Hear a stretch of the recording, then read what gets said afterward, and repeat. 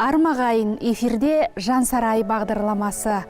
Адамзаттың осал жері де, мықты жері де, оның жүрегі, жүрек тіршілік көзі, қозғаушы күш. Осы дамылсыз соққан жүректің үніне ілесіп, жүректен жүрекке жеткізіп ән айту кез келгеннің қолынан келе бермейтін іс.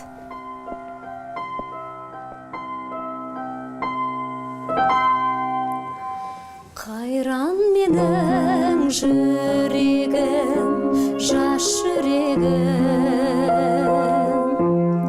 көктем едің бір кезде тасқын едің, жастық дәурен жалтақтап қарайлайсың,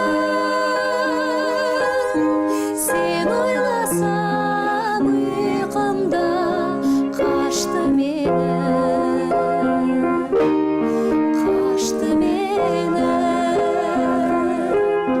жастық дәурен жалтақтап қарайлайсың, сен ойласам ұйқымда қашты мені.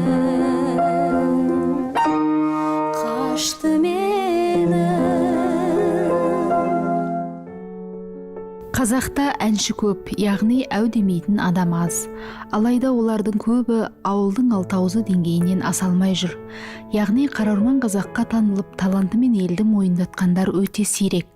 Сол сирек жандардың бірі Қаратаудың қойнауында жатқан, келбетті Кентаудың ән аламанында өзінің атын қалыптастырып, қала берді күллі алашқа өзі туған өлкені танытып жүрген Айжан Тұрсынбек қызы.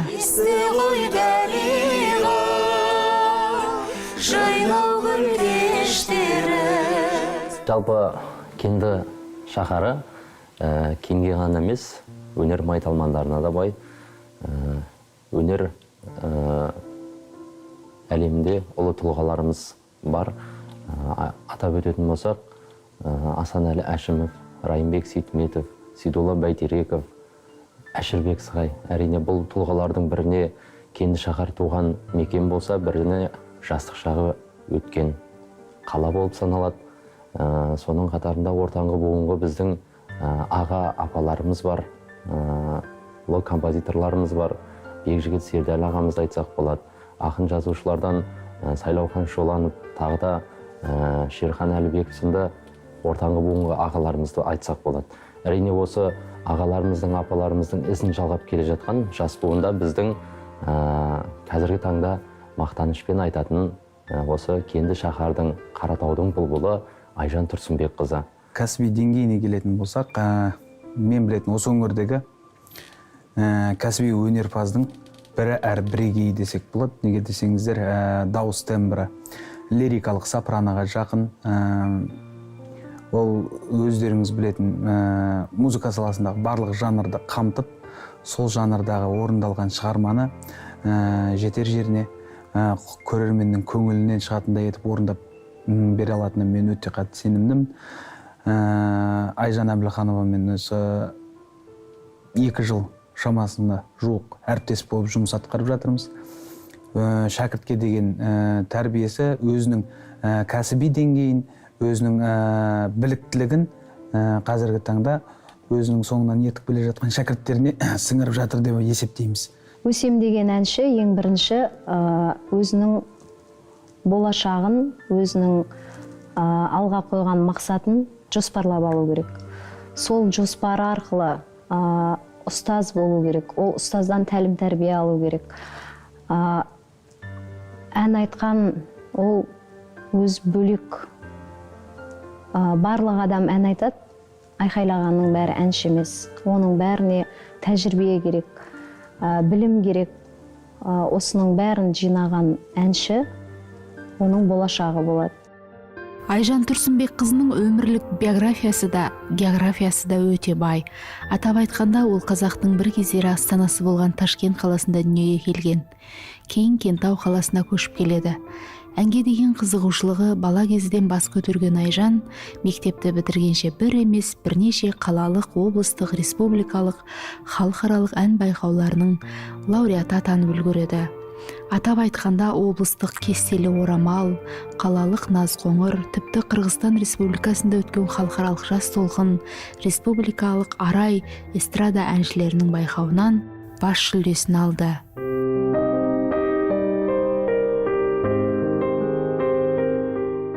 Әншіні бірден бір өсіретін ол ән байқаулары.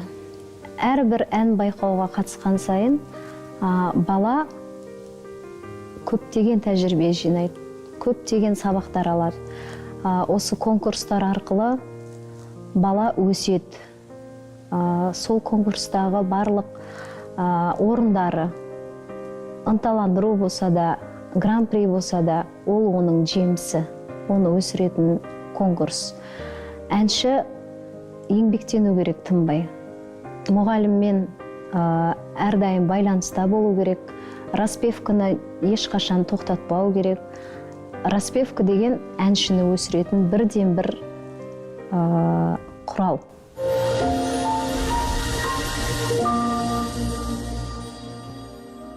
Өзім осы жастайымнан конкурстарға қатысып, барлық тәжірибені жинап, қазір енді оқушыларға сол өмірден жинаған оқуда алған сабақтарымнан оқушыларға қазір тәлім тәрбие беріп жатырмын, сабақ беріп жатырмын. Айжанның шығармашыл адам екеніне сөз жоқ. Әрбір берілген тапсырманы, өзіне жүктелген міндетті үлкен жауапкершілікпен атқарады. Қаламыздағы, облыстағы, тіпті мынау республикадағы үлкенді кішілі мәдени іс-шараларға белсене атсалысады. Сонымен қатар өзіндік ән байқауларда үлкен жоғары деңгейлерден өзі де әрі шәкірттері де көрініп жүр. Шәкіртсіз ұстаз тұл. Егер мұғалім өз бойына тәрбиеленушілеріне деген сүйіспеншілікті сіңірген болса, ол кемел ұстаз. Сахнаның өз қиындығына қарамастан, Айжан Тұрсынбек қызы шәкірт тәрбиелеу ісін өз борышына айналдырып үлгерген. Көкірегімізді оятайық, резонаторларымызды қозғалтайық. Кеттік.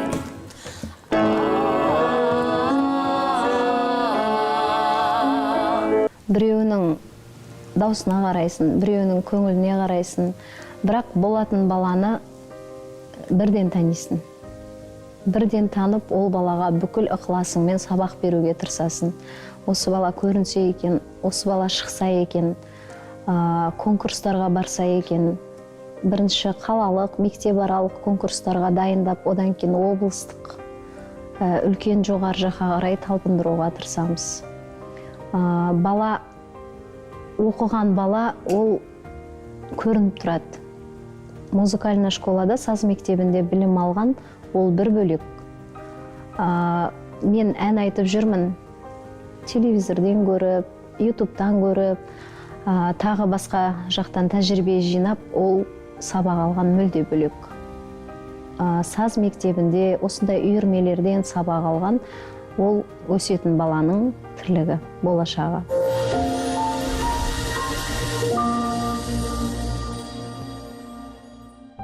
Әдетте әншілік жолды таңдаған арулар отбасын құруды екінші орынға ысырып қояды. Ал Айжан бұл жағынан да өзге әріптестеріне үлгі бола білді. Студенттік албыр шақта өзінің өмірлік серігін кездестірген ол, ақ босаға аттап, тіпті оқу орнын бітіргенше ақ жаулықты ана атанып та үлгерді. Өнер жолы қыз балаға өте ауыр. Өнерді алып жүру, отбасын онымен бірге алып жүру оңай нәрсе емес. Бірақ адамда ынта болса, өзі қаласа, діттеген мақсатына жетеді. Оған біріншіден өзіңнің жолдасыңның ең бірінші соның қолдауы керек. Өзің енді осын істейм деп істей алмайсың ғой. Сүйеніштер керек жан-жағыңа. Сахнада елдің алдында жүріп, жеке шығармашылық кештер беріп, оның бәріне бірінші жолдасыңның ризашылығы, сол кісі риза болып, барлық жерге рұқсат беріп жатса, ынтасы бар адам діттеген мақсатына, көздеген мақсатына жетеді. Жолдасым өнер жағына өте түсінігі мол, барлығын түсінеді.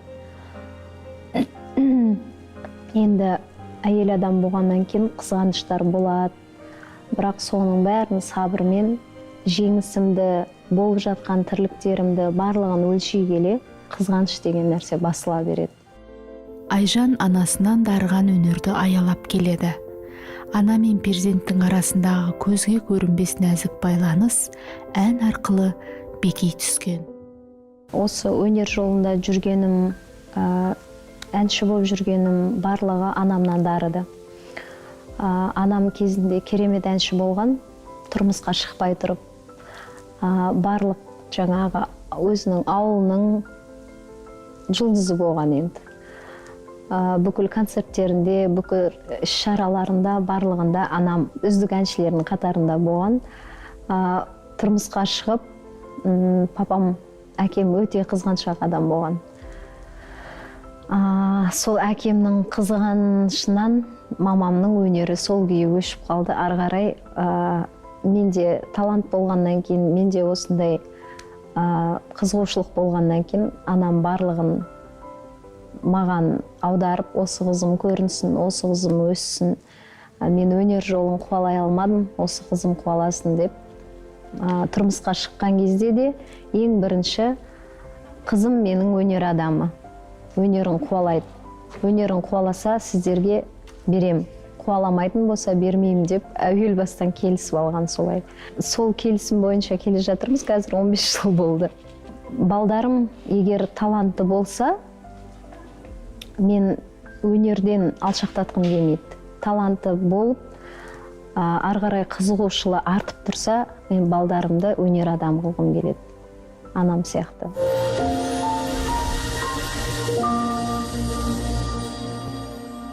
Кішкентай кезімде, мен 5 жасар кезімде, папамның радиосы болатын, әкемнің. Айжан деп өлең айт деген кезде мен айтып, поклон беріп, сөйтіп үйде концерт беретінмін. Сол 5 жасымда әріп білмеймін ешқандай. Қазақ қызы деген ән бар. Сол қазақ қызын маған жаттатқызды. Оның сөздері де оңай емес. Әжептәуір ауыр сөздері. Соны маған жаттатқызып, әкем 5 жасымда әріп танымайтын кезімде тақпақ құсап жаттатқызып, соны айтқызып, рахаттанып тыңдайтын. Марқұм әкем мен әнші болғанымды, өнер адамы болғанымды қалады. Мамамды бірақ болғызбады. Мен қазақ қыздарына қайран қалам, жанары жаны жаздай жайраңдаған, қыз өссе елдің көркі деген сөзді қапысыз қалай айтқан қайран баба. Қыз өссе елдің көркі деген сөз қапысыз қалай айтқан қайран баба. Бүгінгі шоу-бизнеске қатысты бір шындық фонограмма ән өнерінің ажырамас бір бөлігіне айналды. Соның салдарынан жеңілдің асты мен ауырдың үстімен жүруге әдеттеніп алған орындаушыларымыз өсудің орнына кері кетіп бара жатқандығын аңғармайтында болды. Фонограммаға сүйеніп алған соншалық көбісі дауысын жаттықтыру, репертуарын байыту, шеберлігін жетілдіру мәселелеріне бас қатырмауға көшті. Ажарың ашық екен, атқан таңдай, нұрлы екен екі-ау көзің, жаққан шамдай. Анаңнан сені тапқан айналайын,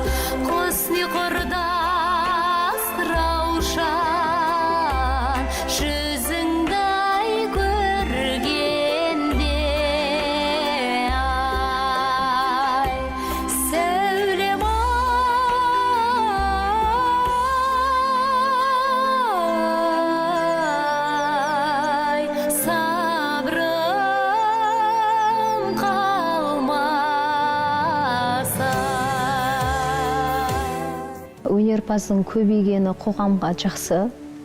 Басқа нәрсемен айналыспай, осы өнер саласында жақсы жолмен жүрген өте дұрыс.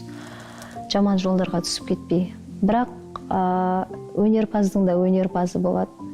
Әр өнерпаз, егер өзін өнерпазбын, мен осындай қабілетім бар, мен осындай нәрсемді елге паш еткім келеді, мен осы өнерімді көп тәжірибе жинап, барлық нәрсені үйреніп, осыны кәсіби түрде шығарғым келеді дейтін болса, өнерді қолайтын жастардың көбейгені дұрыс.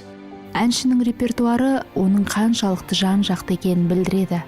Талғампаздығына қарап, ішкі жан дүниесінің айнасын бағамдау қиын емес. Менің әндерім көбіне лирикалық әндер. Лирикалық әндерді жаным сүйеді. Одан кейін қазақтың халық әндерін қатты жақсы көрем. Композиторлердің әндерін де көп орындаймын. Бірақ көңілдеріне қарап орындауым да мүмкін. Бірақ ішінде бір керемет өзіме қатты ұнайтындарын үнемі айтып жүрем. Мен репертуар таңдаған кезде ең бірінші әніне мән берем. Сөзіне одан кейін барып мән береді екем. Ән егер жүрегіме қонса, ол бірінші орында ғой, халыққа ұнау. Бірақ жүрегіме өзімнің қатты ұнайтын болса, мен оны айтып шығамын.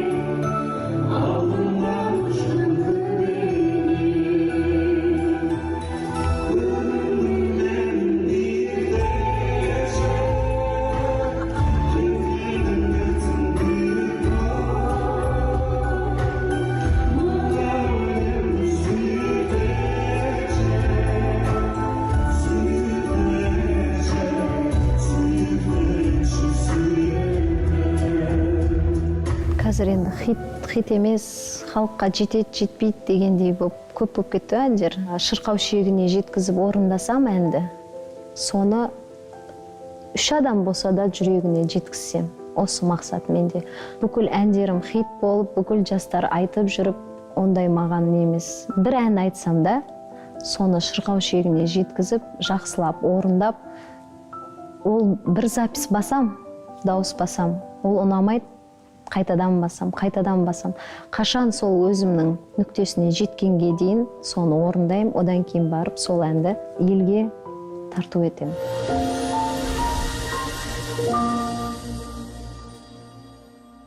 Он 15 шақты авторлық әндерім бар.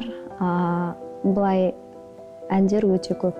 200-ден аса ән бар репертуарымда. Бір қатты бұлбұл ғой енді.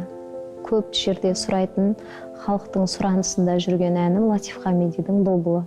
Сол бұлбұлды көп жерде орындаймын, көп сұранысқа ие. Одан кейін Гаухартас халық әні. Осы әндерді әрдайым халық сұрап жатады. Қырғыздың әні бар, жаңбыр төкті деген. Ол жаңбыр төктіні енді бір концертте не болмаса тойда 4 рет, 5 рет айтпасам қайтармайды. Жаңбыр төкті, еч басылбай, біз келәттік, гүл чал болып, чұрқыраған,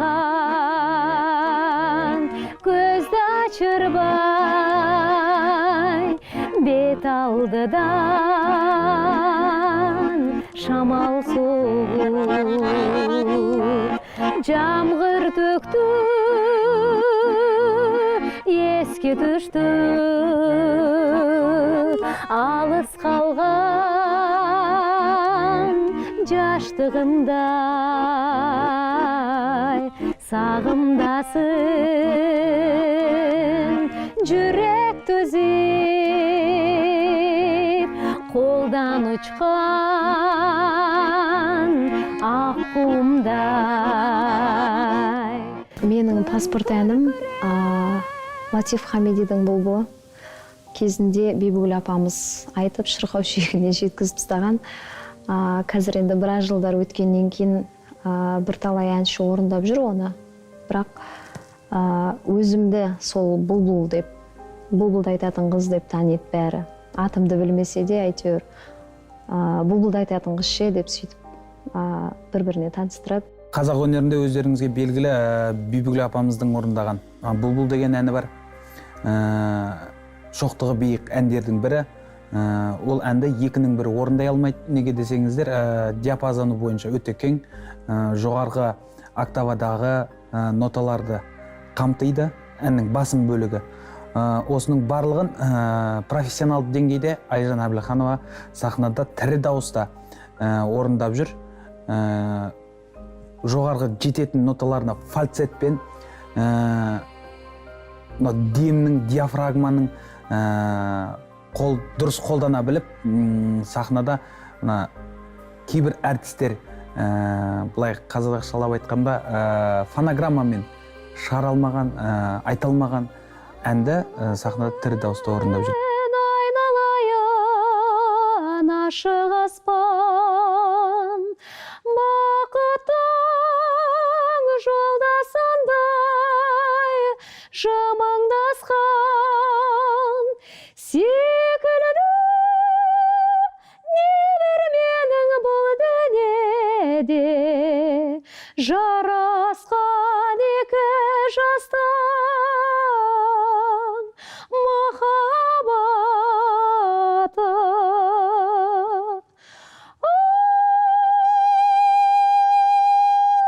Өтсе бұлбұл бақшада, жүрекке болсын тек дауа, қамықпа сұлу қалқажан, бақытың әлі алдыңда.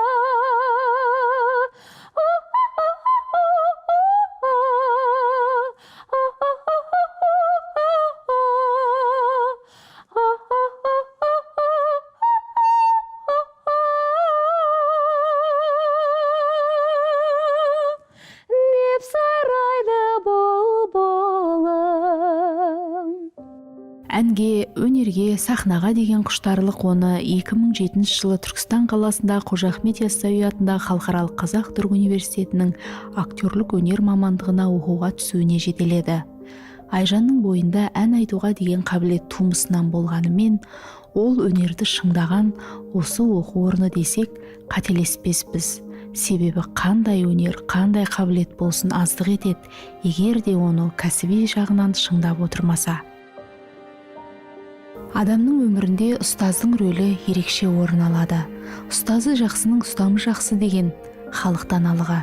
Жақсы ұстаз баланың бақыты үшін, елдің ертеңі үшін атқарған еңбегінің маңызын сөзбен айтып жеткізу сірә мүмкін емес.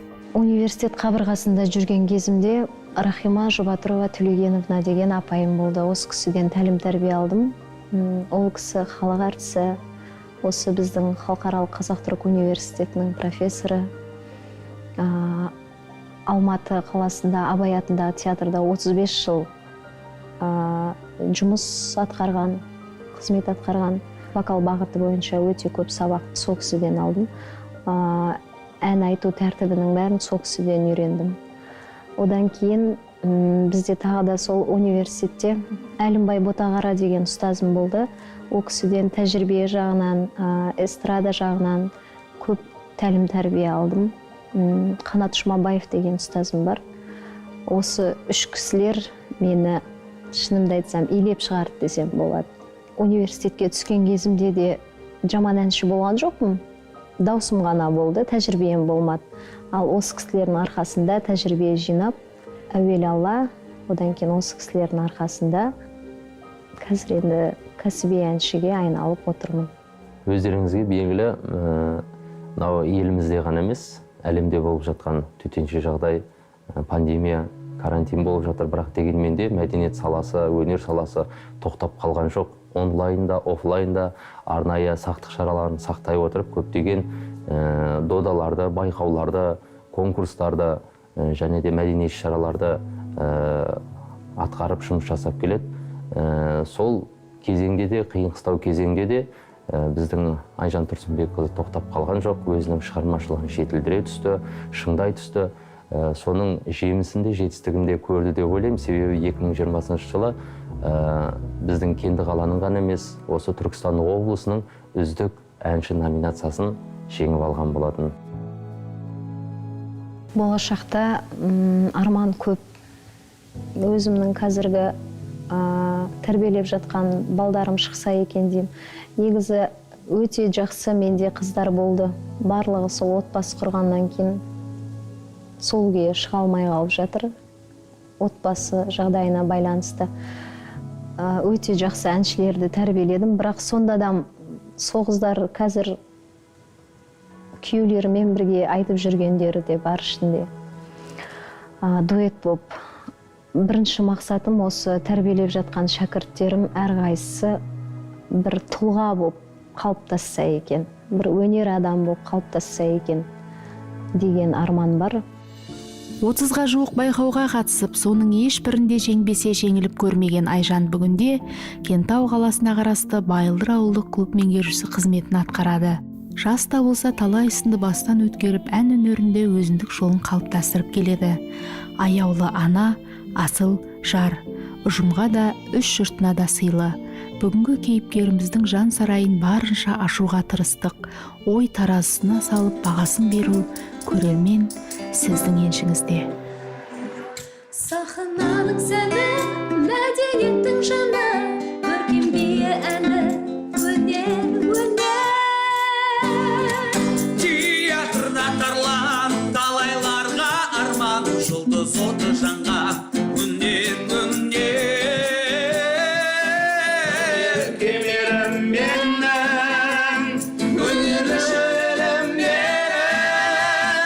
өнерлі шеберім ерім, айбарым.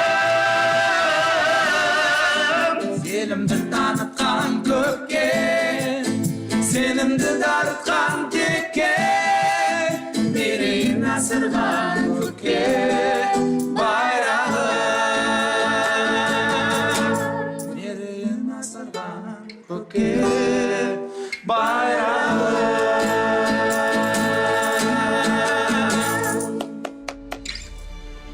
Әншінің салған әні тыңдарманның жүрегіне, сезіміне әсер етпесе, еңбегі еш, тұзы сор, арты соқпақ, алды тор күйге түскені.